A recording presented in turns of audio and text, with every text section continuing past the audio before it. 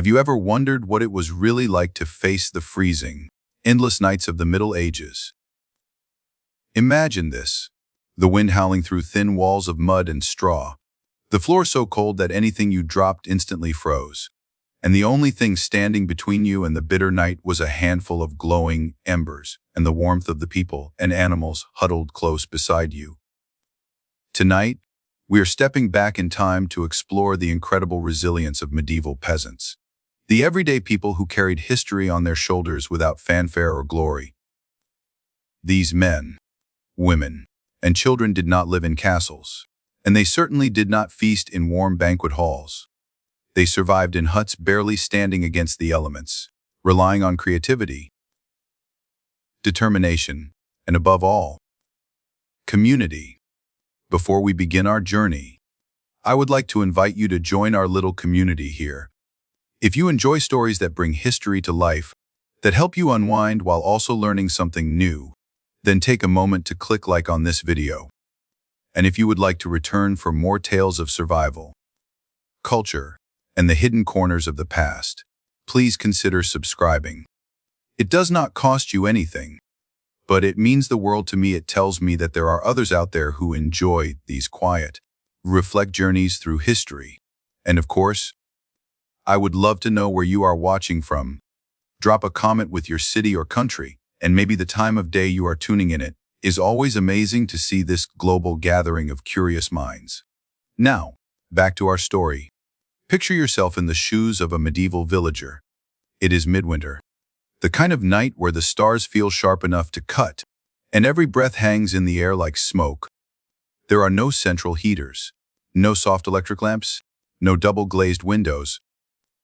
Just you, your family, and whatever scraps of warmth you can hold on to. The walls of your home are built from wattle and daub sticks and mud plastered together. They creak in the wind like tired bones.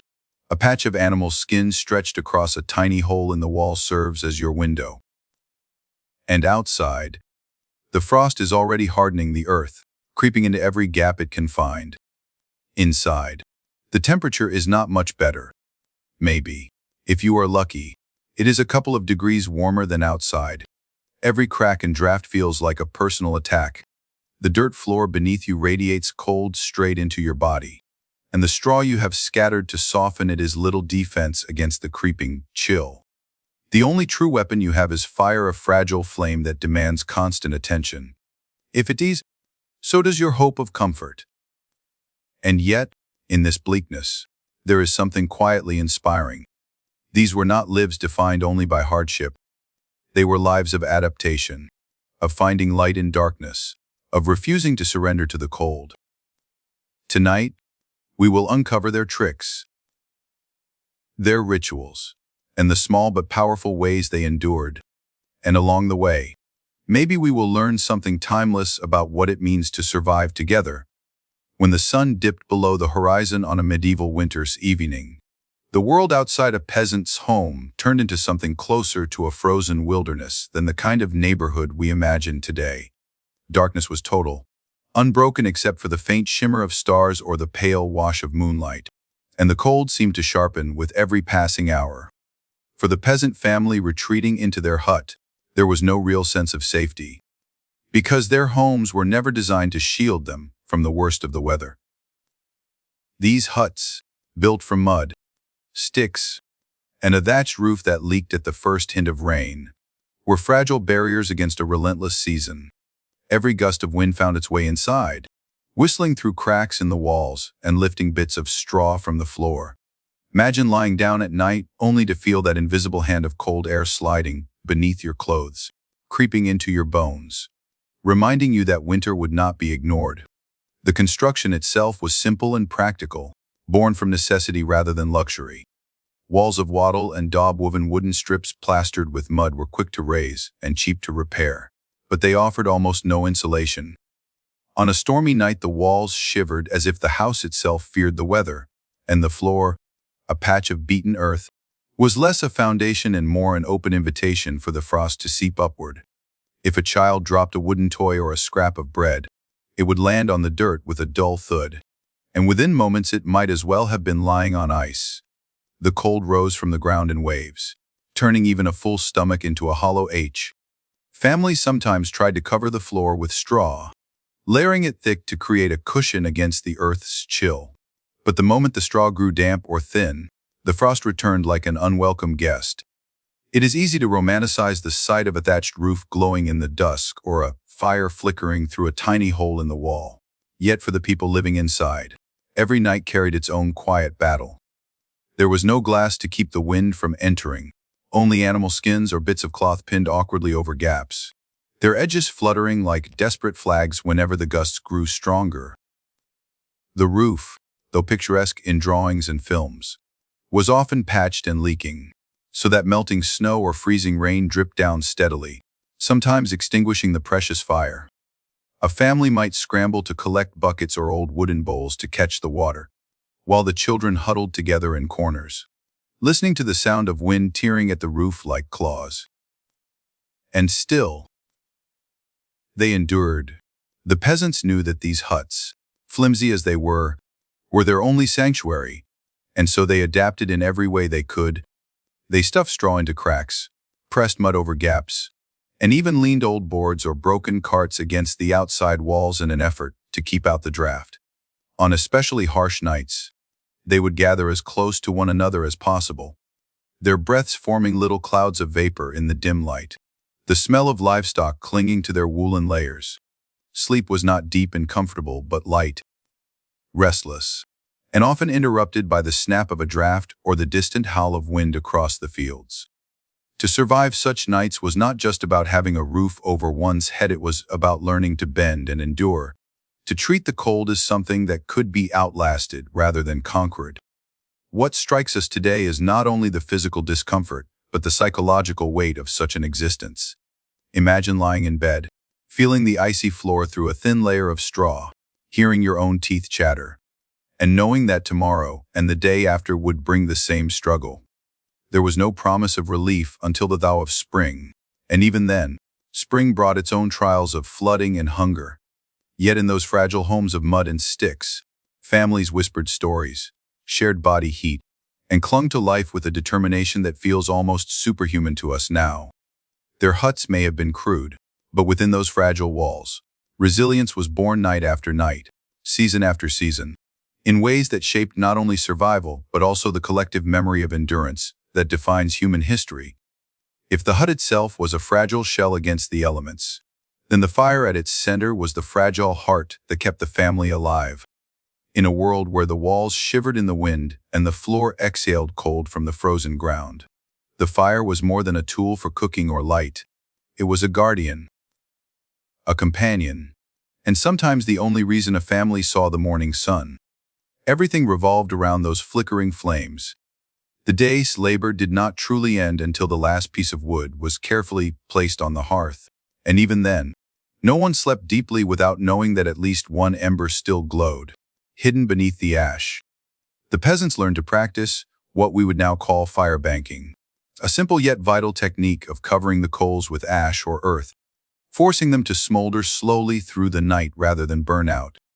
That single act could mean the difference between waking to a faint warmth or waking to a bitterly cold hut and the nearly impossible task of reigniting a blaze from nothing in the freezing dark. Think for a moment about how precious that ember was. Today, we flick a switch, strike a match, or press a button and fire springs to life instantly. But for medieval peasants, flame was not so easily commanded. If a fire died in the middle of the night, relighting it meant fumbling in the dark with flint and steel, scraping sparks into a nest of dry tinder, and praying the wind did not snuff it out before it caught. Worse still, if the tinder was damp or the family lacked the right tools, they might be forced to trudge through the frost to a neighbor's hut, begging a coal or carrying back a glowing stick wrapped in cloth to keep it alive. In that way, the fire was not only the center of the home, it was also a fragile link between households, an unspoken bond of survival that tied the community together.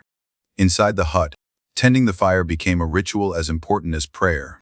Families often took turns keeping watch, half sleeping on their straw bedding, their eyes half open as they listened to the fire's quiet sighs and occasional crackles.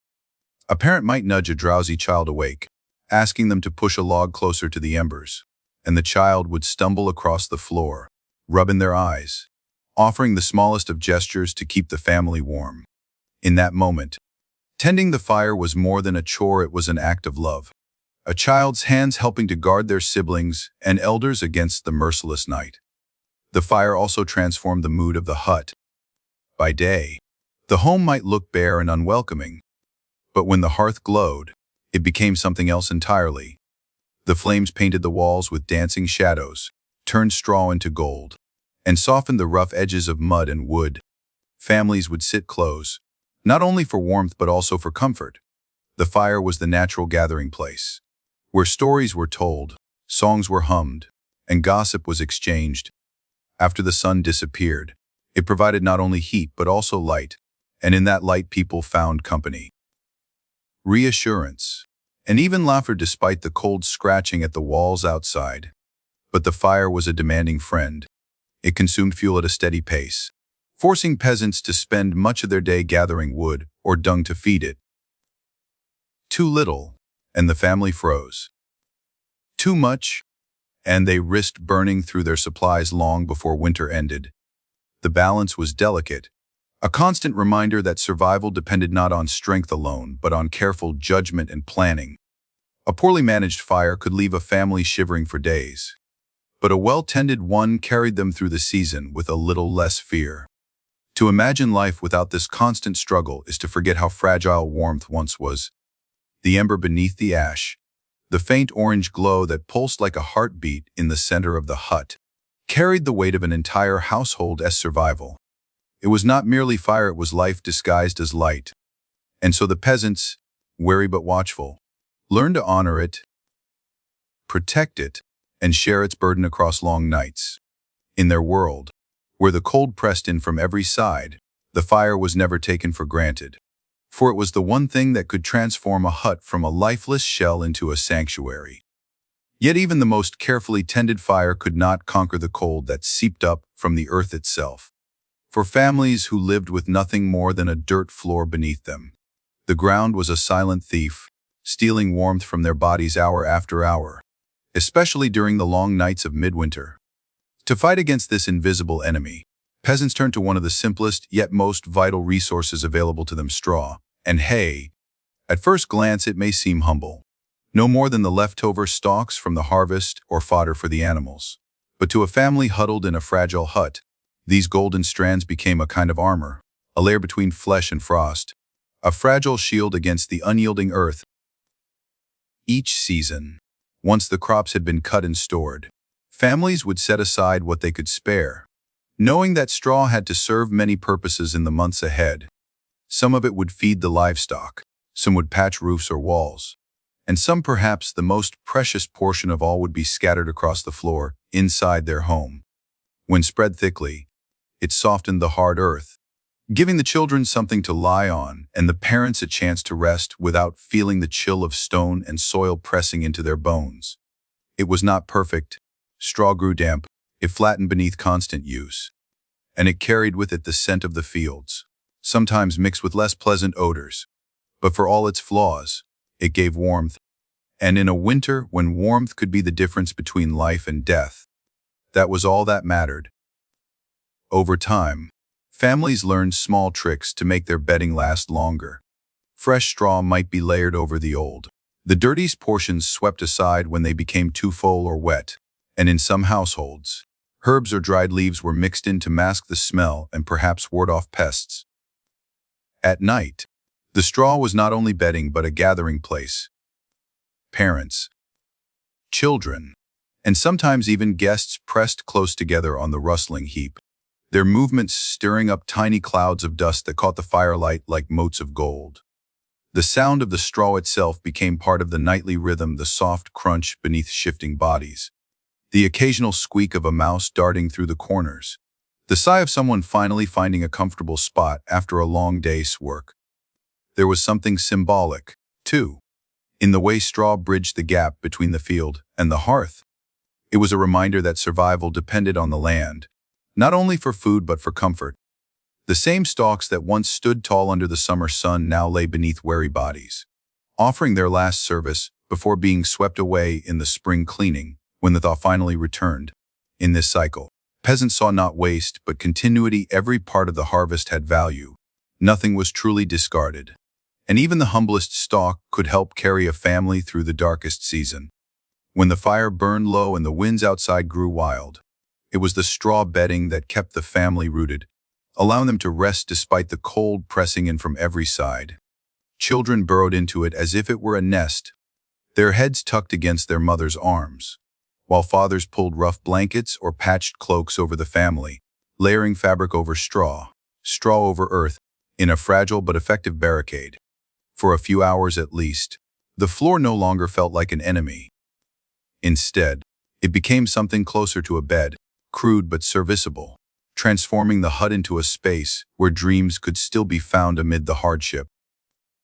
Of course, straw was never permanent. By midwinter it grew filthy, damp, and infested with insects. Yet even then it was treasured, replaced only when absolutely necessary. For gathering fresh supplies meant dipping into stores needed for the animals or risking exposure in the bitter cold outside. The decision to refresh the bedding was as strategic as it was practical. One more calculation in the endless balance between comfort, necessity, and survival. So when we picture medieval peasants lying down to sleep, it is not on soft mattresses or feather beds, but on layers of straw that scratched their skin and filled the air with its earthy scent, yet also provided the precious insulation that kept the frost at bay. In the glow of the fire and the quiet of the night, that rough bedding was transformed into something greater than the sum of its parts, a fragile cradle of warmth, a reminder that in the harshest of times, even the simplest things can become a lifeline. Yet even with a bed of straw beneath them, and the fire glowing faintly at the center of the room, the cold still found ways to creep in, and so peasants relied on another unlikely ally in their nightly struggle for warmth: the animals that shared their homes. To modern minds it might seem strange or even uncomfortable to imagine sleeping side by side with cows, goats, pigs, or chickens. But in the medieval countryside this practice was not merely common. It was essential. The livestock were far too valuable to be left untended in the barns or fields where thieves or predators might claim them.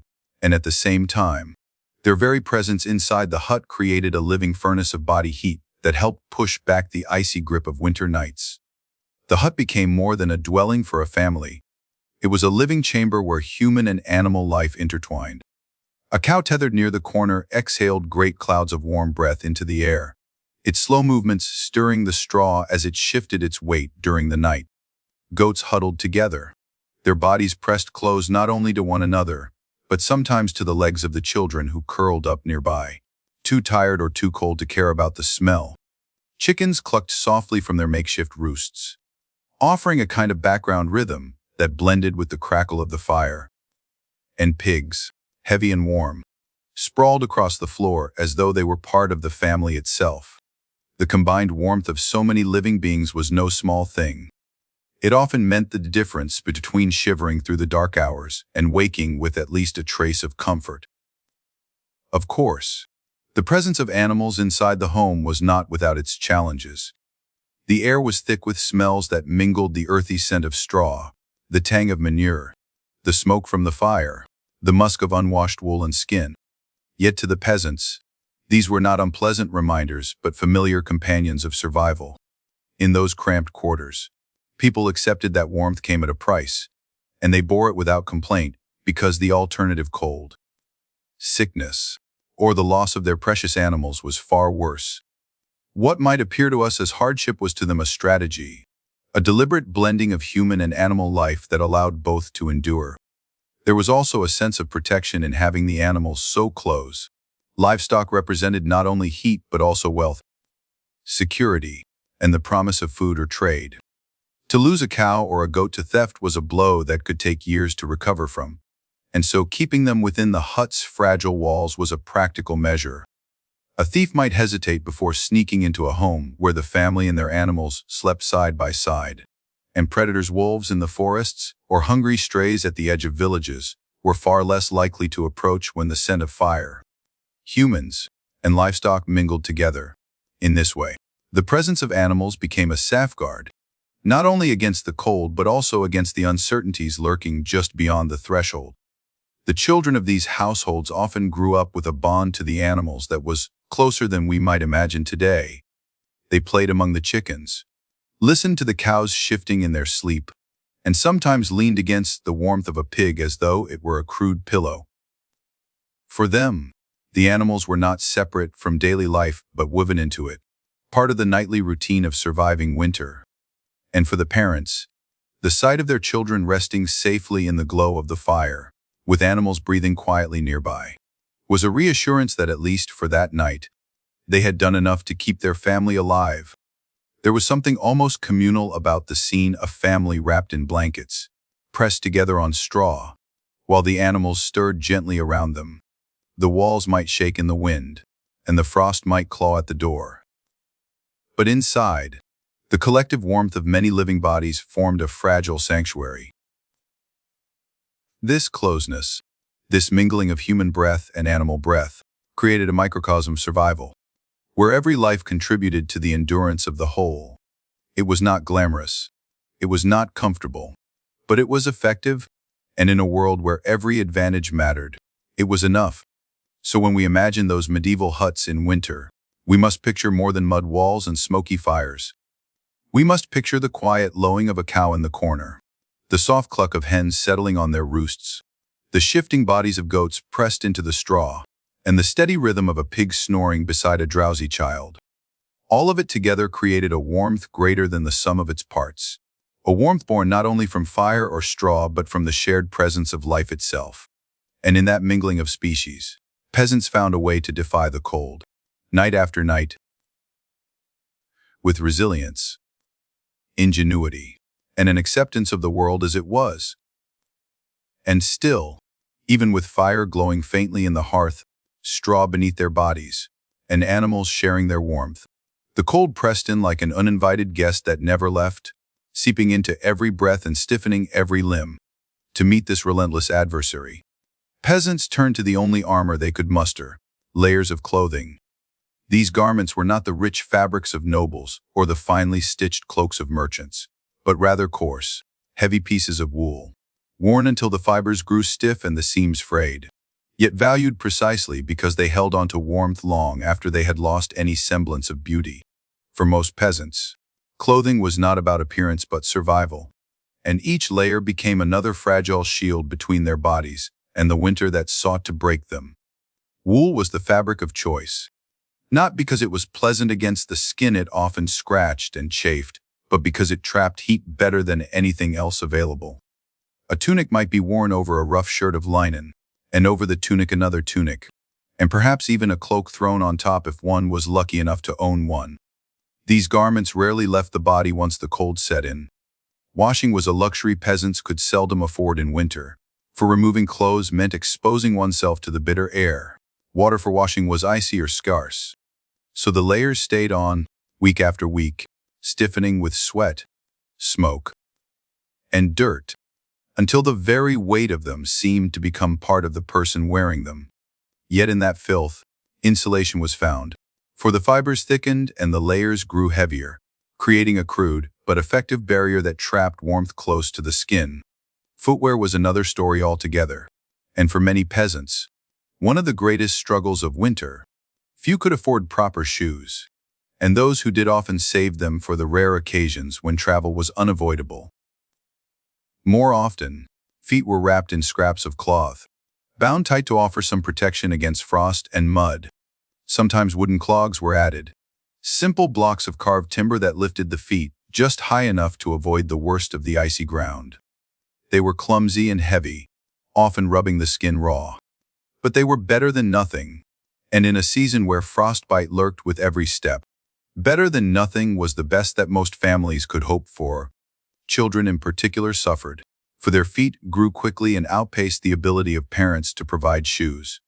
Many learned to endure the winter with little more than rags wrapped tightly around their small toes.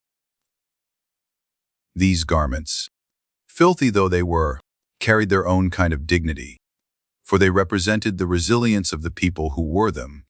Each layer told a story, the tunic patched and repatched from fabric salvaged years earlier, the cloak inherited from a grandparent, and still holding the faint smell of smoke from winters long past. The ragged cloth binding a child's feet that had once been part of a sack used to store grain. Clothing was never discarded lightly, for even the smallest scrap might serve some purpose when the cold came.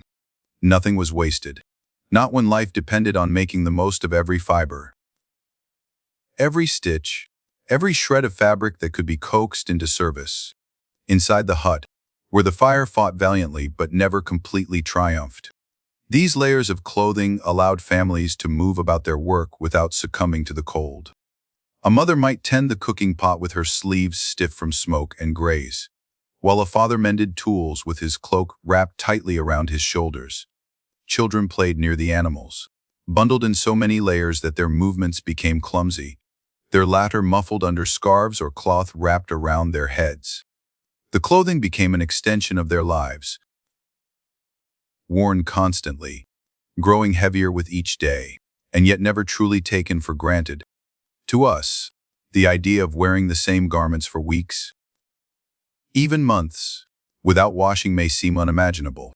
But for peasants it was the natural rhythm of survival. They understood instinctively that warmth was worth more than cleanliness, and that pride in appearance could wait for the spring. Winter demanded endurance, and the clothes they wore coarse, dirty, and patched though they were weapons in that battle, wielded not with glamour but with determination. And so, when we picture medieval peasants braving the heart of winter, we must see them not in colorful garb or shining cloaks, but in thick layers of rough wool, garments clinging with the smoke of countless fires and the damp of long nights. We must see their feet wrapped in cloth and clogs, their hands raw from the cold, their cloaks patched so many times they were more repair than fabric. It was not elegance, but it was resilience, a testament to their refusal to yield to the season's harsh embrace. In those heavy, unwashed layers, peasants carried with them the warmth of persistence, the stubborn endurance that kept them alive when all else sought to drag them into silence. Yet even the thickest cloak or the heaviest layers of wool could only go so far if the body within lacked the strength to resist the season. And so food became the hidden weapon that peasants wielded against winter's endless assault. To eat was not merely to quiet hunger. It was to stoke a fire within, to give the body the fuel it needed to endure the nights when frost clung to every surface, and the air itself seemed to gnaw at exposed skin. Every meal, no matter how humble, became an act of defiance against the cold, and in this way, the daily struggle for food was inseparable from the struggle for survival. Winter meals were rarely feasts of variety or abundance. By the time snow lay thick on the ground, fresh produce was a distant memory, and families turned instead to whatever they had managed to preserve during the warmer months. Root vegetables, turnips, parsnips, onions stored in cellars or buried in straw, became staples not because they were loved but because they endured. Many peasants disliked the taste of these coarse vegetables, their bitterness or toughness making them far less desirable than the grains or fruits of summer. Yet when the fire burned low and the body ached with cold, even the least beloved foods gained a kind of reverence.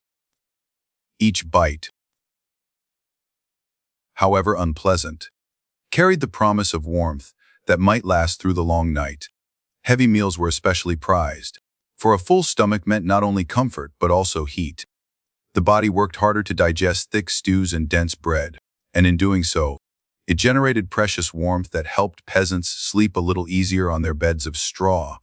Families would gather close to the fire with a pot of pottage bubbling gently, its ingredients a patchwork of whatever was available: bits of grain, scraps of meat if fortune allowed, and always those hearty vegetables that seemed endless in their supply. The steam rising from the pot was as much a source of hope as the food itself, filling the hut with the smell of sustenance and signaling to every wary soul that, for this night at least, hunger would not go unanswered. There was no waste in these meals, for waste was a luxury no one could afford. Bones were boiled until they surrendered every drop of flavor. Vegetable peels and scraps found their way into the pot, and bread so hard it might crack a tooth was softened in the broth until it could be chewed again.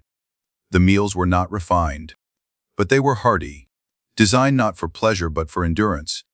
In the silence of winter nights, when the wind pressed against the walls and the fire sputtered low. The lingering fullness of such a meal was often the only comfort between a family and the chill outside. Children, of course, did not always appreciate the necessity. They wrinkled their noses at bitter roots or the endless repetition of the same stew, longing perhaps for sweeter tastes remembered faintly from summer. Parents would coax them with promises of strength, reminding them that every bite was a shield against the cold. In truth, the parents themselves shared the same feelings, but they knew that survival demanded acceptance, and so they ate what was set before them, each spoonful a silent vow to see their family through to spring. For those fortunate enough to keep livestock, winter meals occasionally held richer fair milk thickened into cheese, eggs when hens were willing, or small cuts of meat from an animal that could be spared. But such indulgences were rare, and often saved for moments when the family needed an extra measure of strength. The memory of such meals lingered long after they were gone, becoming part of the season's rhythm, stories told and retold as encouragement during leaner nights. The act of eating together became a ritual in itself, a nightly gathering that strengthened not only the body but also the bonds of family. Around the pot, stories were shared, songs were hummed, and laughter sometimes broke through the fatigue, all of it fed by the warmth of the food before them. In these moments, peasants reminded themselves that they were not merely enduring but living, that winter could not erase the small joys that made survival worthwhile. So when we picture peasants facing the long winters of the medieval world, we must see not only their ragged clothes or their straw beds, but also the simple meals that kept their bodies burning like hidden hearths against the dark. We must imagine the steam rising from a pot of pottage, the crack of stale bread softened into broth, the reluctant bites of vegetables eaten not out of desire but necessity. For in each heavy meal lay a quiet triumph, proof that even in the bleakest season, the will to live found nourishment in the humblest of foods. And with every swallow, peasants renewed their strength, turning sustenance into survival, and survival into another day won against the cold. And when the bowls were emptied, and the last crust of bread had been softened and swallowed, the night returned to claim the household once more, reminding everyone that even a full stomach could not keep away the bitter air forever. The fire was banked carefully under its ash blanket, glowing faintly but never fiercely, for fuel had to last until morning. With the hut darkening and the cold creeping steadily inward, the family prepared for the most vulnerable hours of the day, sleep. It was then that the harsh realities of winter demanded strategy as much as endurance. For how one lay down to rest could determine how one rose in the morning. In the cramped space of a peasant dwelling, there were no private rooms or soft mattresses to retreat to, only straw bedding laid across the earthen floor and shared blankets made from whatever cloth could be spared. The family arranged themselves not haphazardly but with careful thought, each position chosen to guard against the chill and to protect the most vulnerable among them.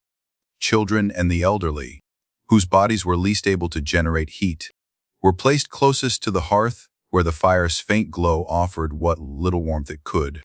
Stronger adults formed a barrier around them, their own bodies serving as shields against the icy drafts that slipped through the cracks in the walls or crept under the door. In this way, the family itself became a kind of living insulation, their proximity to one another as crucial as any blanket or cloak.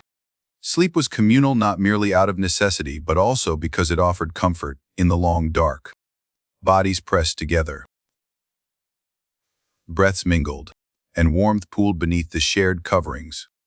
Even the animals were part of this nightly arrangement. A cow or goat tethered in the corner added its own body heat to the room, while smaller animals such as pigs or dogs sometimes nestled close enough that their warmth mingled with that of the humans. It was not a matter of choice but of survival, a shared pact between species that blurred the line between hearth and barn, though modern eyes might find it strange. For medieval peasants it was entirely natural that family and livestock endured the winter night side by side, each offering the other a measure of comfort against the cold. The soundscape of such a night was unlike anything we know today. The low crackle of embers, the rustle of straw as someone shifted in their sleep, the quiet breathing of both humans and animals, sometimes interrupted by a snore or the muffled bleat of a goat. These were the rhythms that carried families through the hours of darkness. For children, drifting to sleep wrapped in the arms of siblings, or pressed against their mother's side, these sounds became as familiar and reassuring as a lullaby. For parents, half waking to check the fire or adjust a blanket, they were reminders of the fragile equilibrium that kept everyone alive. Of course, sleep in such conditions was rarely deep or undisturbed. The cold still found its way into bones, no matter how carefully the family arranged themselves. A draft slipping under the door might jolt someone awake, or the fire might sputter too low, demanding a bleary-eyed adult to rise and coax it back into strength. Yet even broken rest was better than no rest, and so each member of the household accepted their role in this nightly ritual. To sleep was not simply to close one's eyes, but to participate in a carefully orchestrated act of survival, where warmth was shared, vigilance rotated, and every position around the hearth was chosen with intention. There was intimacy in this practice that extended beyond necessity. Families grew accustomed to the closeness, the feel of familiar bodies pressed against their own, the shared exhalations clouding in the cold air above them. In those hours, distinctions of age or authority softened, and all became equal participants in the fight against the night. A father wrapped his arm around a shivering child not only out of love but also because his own warmth depended on it. A grandmother shared her blanket with a grandchild because both knew it would keep them from waking in the grip of frost. The communal bed was both a necessity and a symbol of solidarity, proof that survival was never an individual achievement, but a collective one. To imagine these nights is to see a kind of resilience born not of comfort but of adaptation.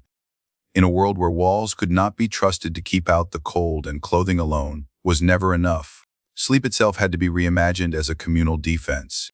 Families became blankets for one another, bodies became barriers against drafts, and the simple act of lying down together became one of the most effective tools against the seasonous cruelty. When morning came and the fire was coaxed back to life, it was often because this fragile web of warmth had held through the night, binding humans and animals alike in a shared triumph over the cold. But even with the warmth of shared bodies and the faint comfort of animals close by, the night was never entrusted entirely to chance. For winter had a way of punishing the careless. Fires that looked steady when the family first lay down could wither into embers in a matter of hours, and a single forgotten draft could undo all the effort of careful arrangements. Sleep, then, was not a luxury that everyone shared equally. It was divided, portioned out like rations, for someone always had to keep watch while others rested. This was the rhythm of the medieval night, a cycle of vigilance and fatigue that demanded as much discipline as it did endurance. Families often assigned their strongest members, usually the adults or older children, to take turns sitting by the hearth and guarding its fragile glow. To them fell the duty of banking the fire with fresh wood or peat, scraping back the ash to reveal hidden embers, or blowing gently until the faint orange sparks flared into life again. Each moment carried weight, for letting the fire die meant plunging the hut into a cold so deep that no pile of blankets could truly hold it back. These watchers also listened for the whisper of drafts creeping through the thatch or cracks in the wall, patching them with straw or cloth when they could, for even a small trickle of icy air could spread discomfort to every sleeping body in the room. The task was not glamorous, and often it was exhausting. Imagine a man or woman hunched near the hearth, fighting drowsiness while the rest of the household breathed in slow rhythm behind them, the flicker of firelight casting restless shadows across the hut's low ceiling. Outside, the wind might roar or whistle through the bare trees, but inside the world was narrowed to the glow of coals, the scratch of kindling, and the constant hum of responsibility. There was no clock to mark the hours, only the slow shift of the night sky glimpsed through cracks in the roof, and the weight of eyelids that grew heavier with each passing moment. For children and elders nestled close to the fire, the presence of these night watchers was invisible yet invaluable. They drifted in and out of dreams, unaware of the vigilance that kept them warm, or of the cold that prowled just beyond the fragile barrier of ash and flame. But for those who kept watch, the night could feel endless. Sometimes, to stay awake, they muttered quiet prayers, or hummed old songs under their breath, their voices mingling with the crackle of the hearth. Others found themselves staring into the embers as though the fire itself could anchor them against the temptation of sleep, losing themselves in the shifting glow until duty called them to act once more. Nor was the watch always peaceful. Drafts were not the only things to be feared at night. A poorly secured door or window covering might rattle loose, letting in more than just the cold. Hungry animals prowled the edges of villages in search of scraps, and though full-scale attacks were rare, the rustle of movement outside or the distant howl of a wolf was enough to remind a peasant that vigilance meant safety in more ways than one. In such cases, the watcher might rise to reinforce the door with an extra plank, or whisper a protective charm as reassurance, blending practicality with superstition in the dark hours. These nightly shifts were grueling, yet they carried a strange rhythm of their own. For those who endured them grew attuned to the ebb and flow of the night. They knew the moment when the air grew sharpest, just before dawn, when even the strongest felt the cold seep into their bones. They knew the creaks of their hut and the sighs of their family, and they could read the fire as if it were a living thing, predicting when it would falter and when it might roar again. In their solitude, they became the quiet guardians of the household, holding back the dark with little more than a bundle of wood and their own determination. And when their shift was over, they shook the next watcher gently, passing on the burden of the night like a torch. It was a cycle of trust, for each knew that when their eyes finally closed, someone else would be keeping the cold at bay, just as they had done.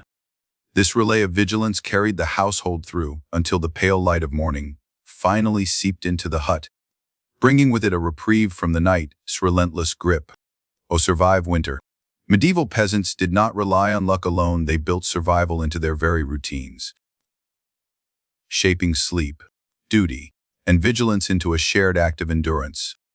Yet even with the fire carefully tended and the drafts patched through tireless vigilance, there lingered an enemy within the hut that could not be kept out so easily, one that crept into lungs and bones with quiet persistence. The very structures that offered shelter from the snow and wind also trapped within them a damp chill and a haze of smoke, turning the home into both sanctuary and hazard. The floor, beaten earth layered with straw, absorbed moisture from melting frost and heavy breaths, and no matter how often fresh bedding was laid down, the dampness always returned, seeping upward in slow, invisible waves. At the same time, the smoke from the hearth, with no chimney to guide it, swirled and settled inside the room, clinging to walls, stinging eyes, and filling lungs with every shallow breath. Families grew accustomed to blinking through the haze, their clothes steeped in its sharp scent, yet their bodies paid the price over time. For the peasants of winter, illness was not an occasional visitor but a constant shadow, waiting for the moment when weariness or misfortune left someone vulnerable.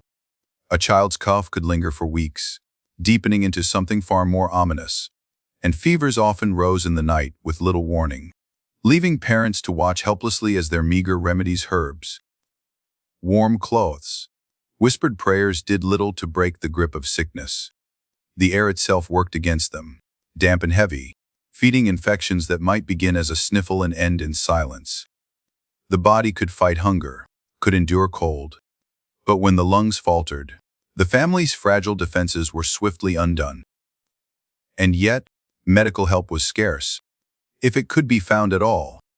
There were no trained physicians for villagers, only local healers whose knowledge came from generations of trial and error, from the study of plants and the repetition of rituals meant to soothe the body and spirit alike.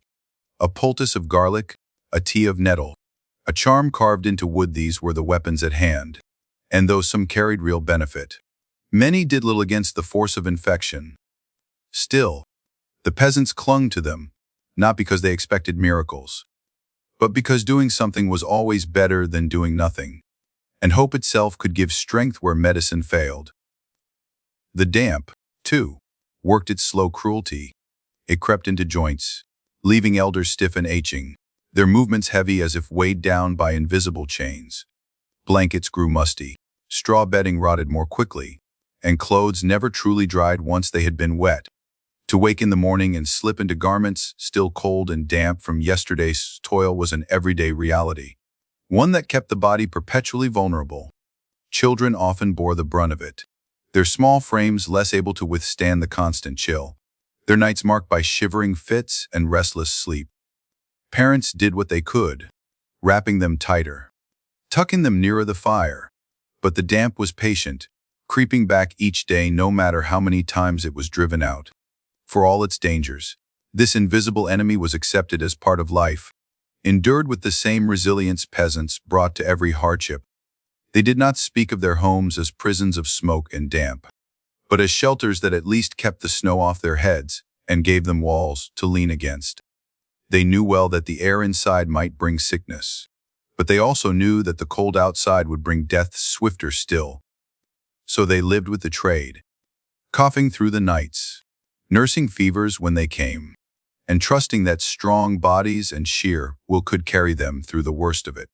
Is easy, from the distance of centuries, to see only the misery of such conditions, to picture huts heavy with smoke, children curled in straw beds fighting chills, and elders bent beneath invisible burdens of dampness and age. Yet within those same walls, families laughed, worked, and endured together. The illnesses came, yes, but so did recoveries, and every healed cough or fever overcome was quietly celebrated as a victory. In this way, peasants carried themselves through winters not by denying the dangers, but by weaving resilience into the very fabric of their days, meeting the shadow of sickness with stubborn persistence, and trusting that if they endured long enough, spring would finally loosen winter's grip. And yet, even as families wrestled with the unseen burdens of damp air and lingering sickness, they believed they were not entirely defenseless.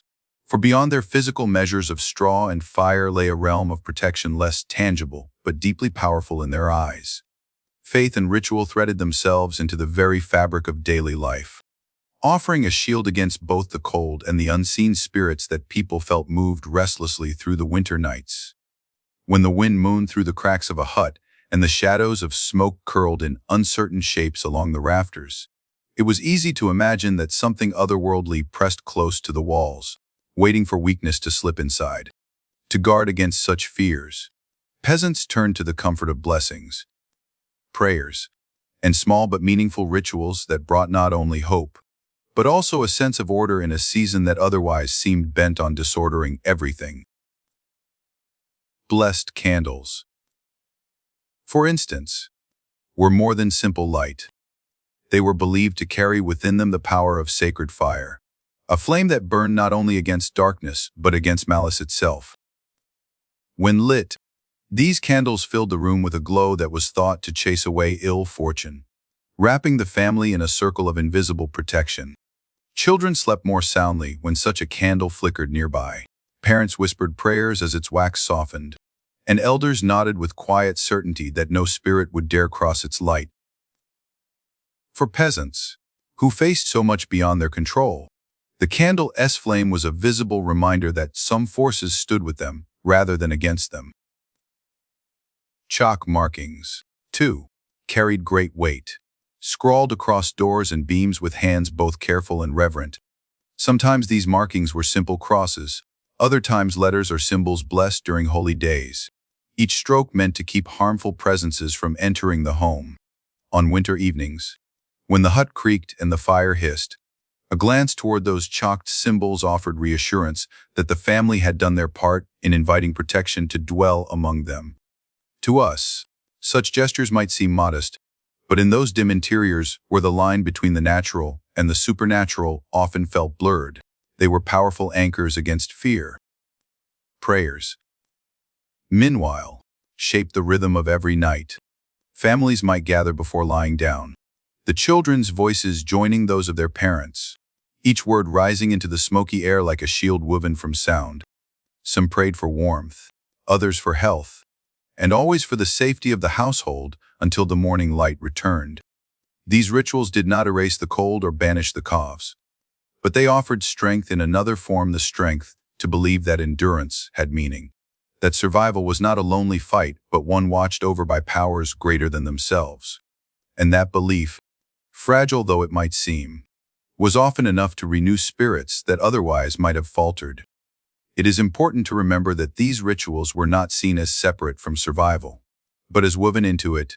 Just as a log was added to the fire or straw spread over the floor, so too was a candle lit or a prayer whispered, each act part of the same effort to outlast the winter. To neglect them would have felt as reckless as ignoring a draft in the wall. For peasants understood survival not only in terms of the body, but also of the spirit. Fear could chill as surely as frost, and rituals warmed the mind with the same quiet persistence that embers warmed the air. And so, within those huts of mud and timber, where dampness pressed in and smoke clung to every surface, flickering candles cast their glow, chalk symbols stood guard at thresholds, and soft words of prayer rose into the night. These acts did not change the harshness of the season, but they gave meaning to the struggle, turning endurance into something more than mere stubbornness. They reminded the peasants that even in the coldest, darkest nights, they were not abandoned, and that faith itself could become a fire bright enough to carry them through until spring returned.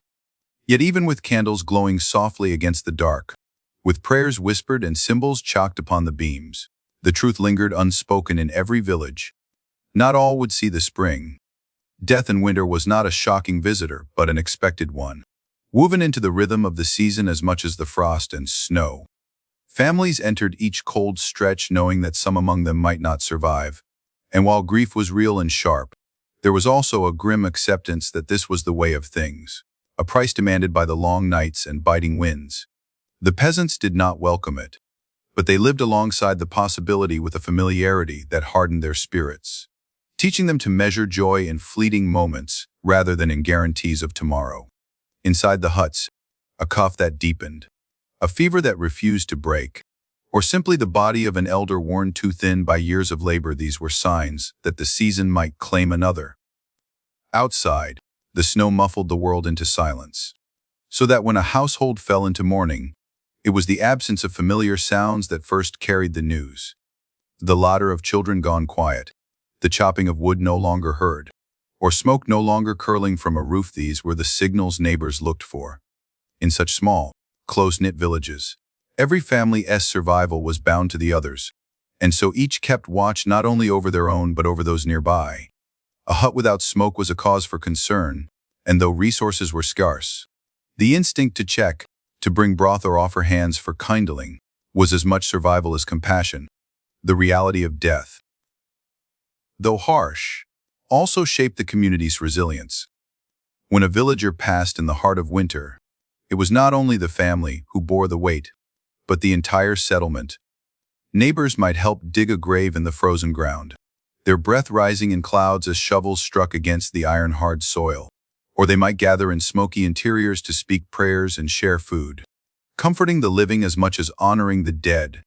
Such rituals were not grand, but they reinforced the sense that even in loss, no one was entirely alone. A passing in one hut was a reminder to all others of their own fragility, but also of the strength they found in facing it together. Children grew up in this cycle, learning early that winter was as much about endurance of the spirit as it was of the body. They watched as elders disappeared from the hearthside, as friends sometimes vanished between one season and the next. And while sorrow shaped them, it also gave them a profound awareness of the preciousness of each day.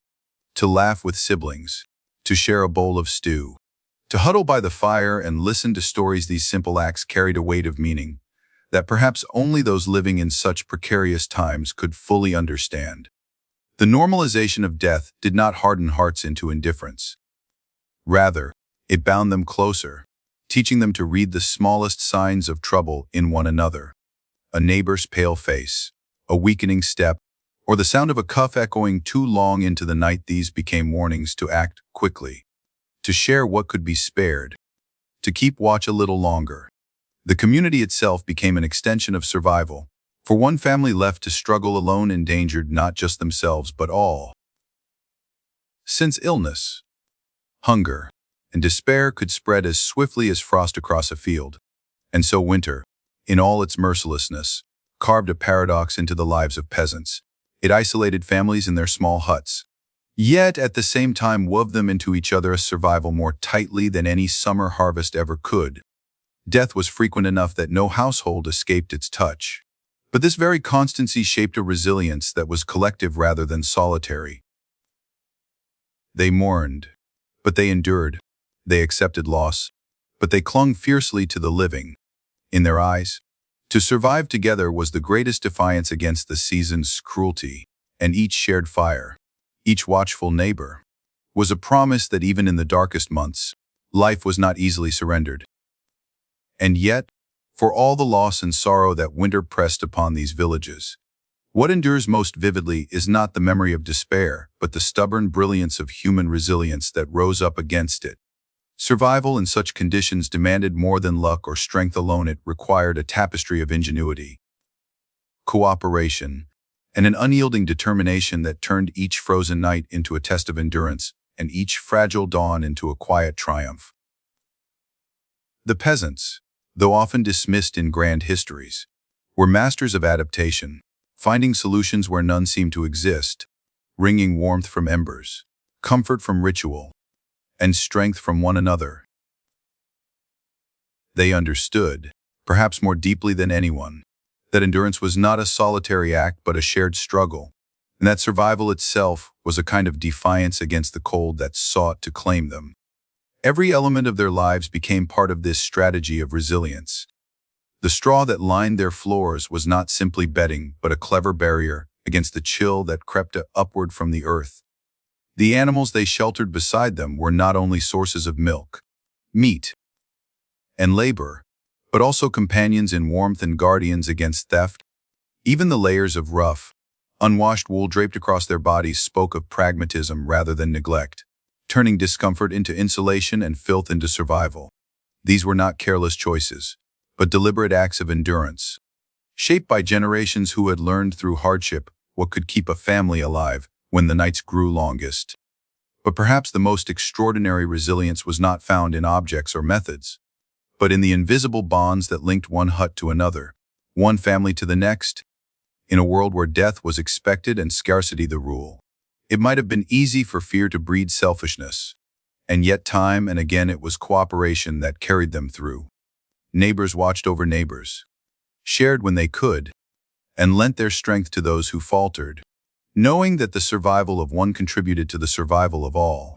In such acts, resilience became not just a measure of physical endurance but of collective spirit, a quiet but powerful defiance of the cold's attempt to divide and weaken them.